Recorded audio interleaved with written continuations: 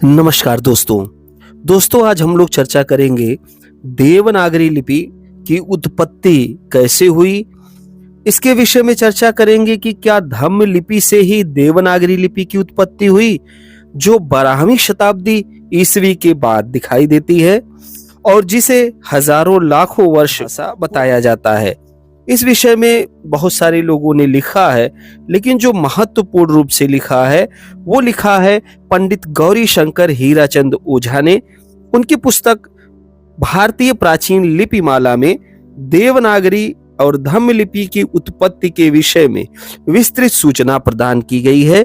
विशेष रूप से पृष्ठ संख्या या पेज क्रमांक 95 से 98 के बीच में और 134 से 138 के बीच में।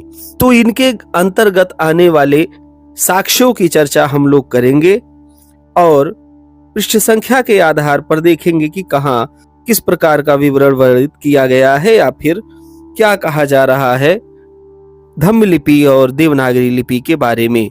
इस विषय में विनीत विक्रम बौद्ध और RS वर्मा ने भी अपने विचार प्रकट किए हैं। आज की जो क्लासिकल संस्कृत है उसका लेखन देवनागरी लिपि द्वारा ही होता है। लिपि और भाषा कोई एक दिन में विकसित नहीं होती, इस प्रक्रिया में काफी लंबा समय लगता है। भारत की सबसे पुरानी धम्म लिपि, जिसे बंभी या ब्राह्मी लिपि कहा जाता है, वह मानी जाती है।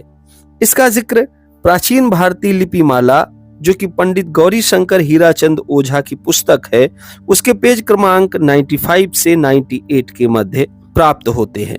धम्म लिपि से ही भारत की सभी लिपियों का जन्म हुआ है, चाहे उत्तर भारत की संस्कृत, अशोक, गुप्त, कुटिल, नागरी, शारदा, बांग्ला या दक्षिण की तेलुगु, तमिल, कन्नड़, मलयालम, उड़िया, गुजराती, सबकी जननी धम्म लिपि को ही माना गया है। पाणिनि के 1000 सूत्र, जिसे शब्द विद्या या व्याकरण कहते हैं, इसकी उत्पत्ति 7वीं शताब्दी में नालंदा विश्वविद्यालय में बौद्ध भिक्षु जयादित्य ने काशिका वृत्त के नाम से 18,000 सूक्तों में की थी और चूड़ी के नाम से बौद्ध भिक्षु पतंजलि ने 6,000 सूत्रों में तथा 25,000 सूत्रों में बौद्ध भिक्षु भर्तहरि ने टीका की थी, जिससे विदेश से बौद्ध दर्शन की शिक्षा लेने आने वाले छात्रों को धम्म लिपि और पाली भाषा सीखने में सुगमता प्राप्त होती थी। 7वीं 8वीं शताब्दी में धम्म लिपि में सुधार होता रहा, तब यह लिपि हाइब्रिड बुद्धिस्ट संस्कृत में परिवर्तित हो गई। इसके बाद 10वीं 11वीं शताब्दी तक आते आते हाइब्रिड बुद्धिस्ट संस्कृत को नागरी लिपि से संबोधित किया जाने लगा। इस समय भारत के सारे अभिलेख नागरी लिपि में ही लिखे गए थे। राजपूताना, गुजरात, कक्ष, कारण, मध्य भारत, मध्य प्रदेश, बिहार, बंगाल के समस्त अभिलेख नागरी लिपि में ही लिखे गए। नागरी लिपि से 2 प्रमुख लिपियों की उत्पत्ति होती है, बांग्ला लिपि और कश्मीर की शारदा लिपि।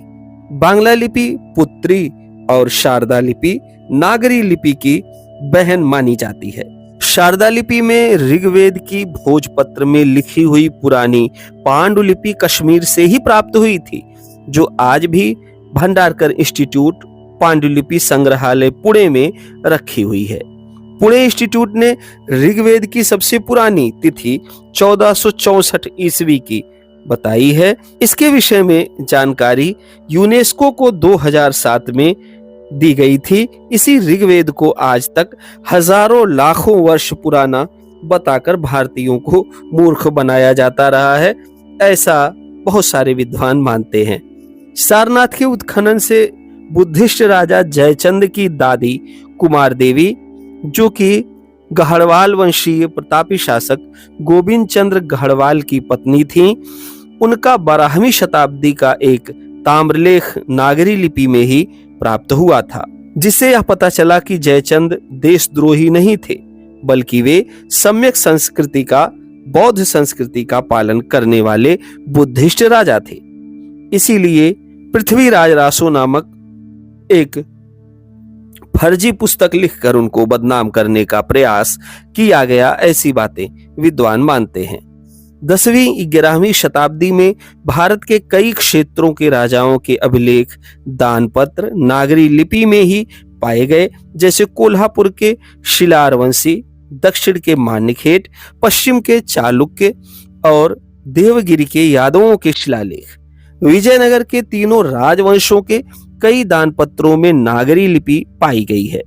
उत्तर भारत के कन्नौज राजाओं प्रतिहार वंशी राजा महेंद्र पाल का 955 ईस्वी का दान पत्र नागरी लिपि में ही मिला है।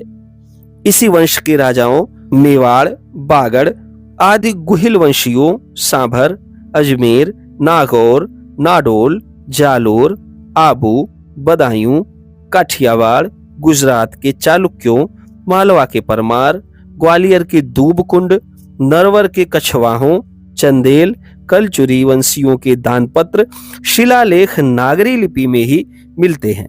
ककहरा, का, ख, ग, घ, अंगा के 32 व्यंजन और 8 स्वर धम्म लिपि से ही चले आ रहे हैं।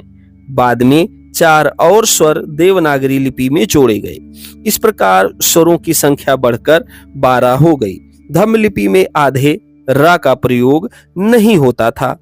जरूरत पड़ने पर आधे रा का प्रयोग देवनागरी लिपि में लाया गया। 7वीं शताब्दी में री अक्षर की उत्पत्ति जापान के होर्जयू बौद्ध मठ में हुई थी। ये बहुत बड़ा साक्ष्य है कि ऋग्वेद जो लिखा जाता है वो वाला री अक्षर जापान के होर्युजी बौद्ध मठ में पहली बार अस्तित्व में आया था और 12वीं शताब्दी में री अक्षर का प्रयोग भारत में हुआ। बड़ा श, षटकोण वाला श, क्ष, त्रा, ज्ञा आदि अक्षर बाद में देवनागरी लिपि में शामिल किए गए।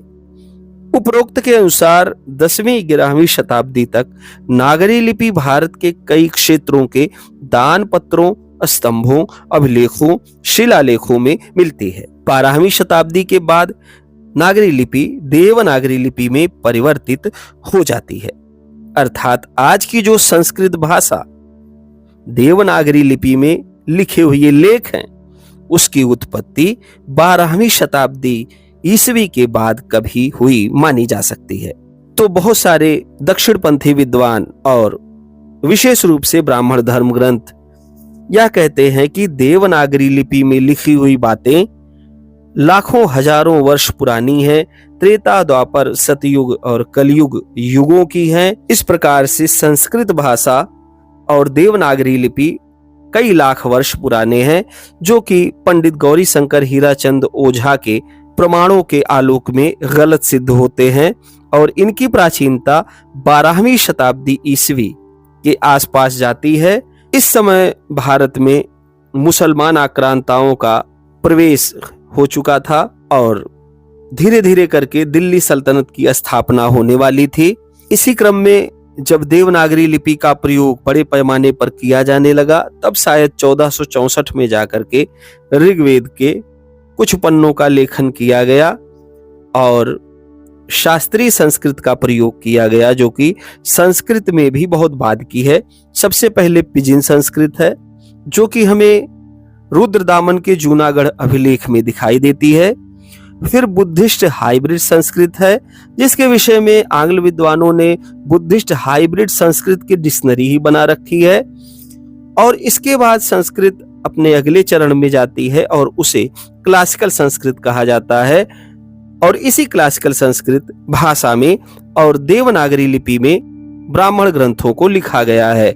इसीलिए बार बार यह प्रश्न उठता है कि इनकी प्राचीनता क्या हो सकती है। वैसे इसी चैनल पर मैंने एक वीडियो इसी संदर्भ में डाल रखा है और पंडित गौरी शंकर हीराचंद ओझा के ही पुस्तक का प्रयोग किया है। वहां पर मैंने दिखाया है कि कौन सा अक्षर कब अस्तित्व में आया है, तो आप उसे भी देख सकते हैं और यहाँ से यह भी समझ सकते हैं कि देवनागरी लिपि बहुत पुरानी नहीं है, वो 12वीं शताब्दी ईस्वी में अस्तित्व में आती है। इस विषय में आप क्या सोचते हैं मुझे कमेंट करके अवश्य बताएं। वीडियो में अंत तक बने रहने के लिए आप सभी लोगों का बहुत बहुत धन्यवाद। वीडियो पसंद आया हो तो लाइक, शेयर और सब्सक्राइब करें मिलते हैं किसी अन्य वीडियो में।